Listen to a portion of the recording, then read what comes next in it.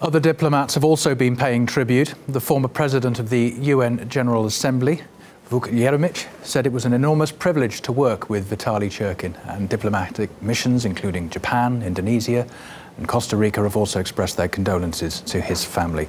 In fact, we can talk now to Vuk Jeremić, former foreign minister for Serbia and who also served as president of the United Nations General Assembly from 2012 to 2013. Mr. Jeremić, thanks for joining us on RT International. In terms of working at the UN then, a place of powerful personalities, bruising encounters between nations, what are your memories of working with Mr. Churkin at the UN? Well, Vitaly Churkin was no doubt one of the greatest diplomats in UN history, and I've really had an enormous privilege of working with him in my various capacities, but most intensely so when I was president of the General Assembly of the UN, and during my race for Secretary General. I can say that he was the elder amongst the 193 permanent representatives of the UN. I haven't met anyone with such a comprehensive and sophisticated knowledge of the UN. I think it will be very, very difficult to fill in his shoes. Of course, Russia's defended the interests of Serbia when you've been up against it at the United Nations as well. How do you think Vitaly Churkin will be remembered by your government?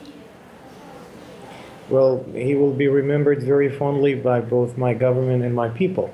There were many occasions at the UN when Russia was defending Serbia's interests, and Vitaly Churkin was doing this in a most skillful way. I think that there were many instances where a lot of things that happened at the UN were happening thanks to him in the context of Serbian affairs.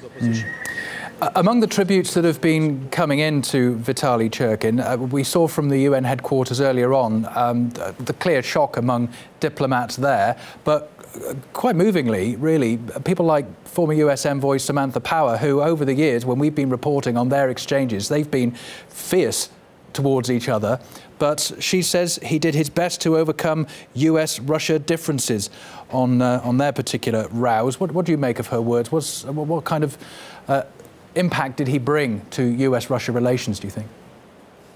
Well, the way in which he handled disagreements was very skillful and very professional, and he never allowed a disagreement in one particular issue to get in the way of finding a solution in another one. So he was a great bridge builder, not just in US-Russia relations, and that was a challenge at times, as we all know, but bridge builder in many relations around the world. I think that his loss is his departure is a loss for not just Russia and Russia's diplomacy. I think it's a loss for the UN and world peace. Of course, to be a top diplomat at the United Nations, especially for a country with a permanent place at the UN Security Council, people can train to be a diplomat, but of course it takes a huge amount of personal charisma to be able to pull it off successfully, doesn't it? What do you think he brought personally to the role? Well, I don't think that he was only amongst the top, if not number one, when it comes to skills, to his diplomatic skills, but also when it comes to personality. I cannot think of too many people with such human skills, humor, and charisma. He was indeed a leader amongst the permanent representatives of the United Nations.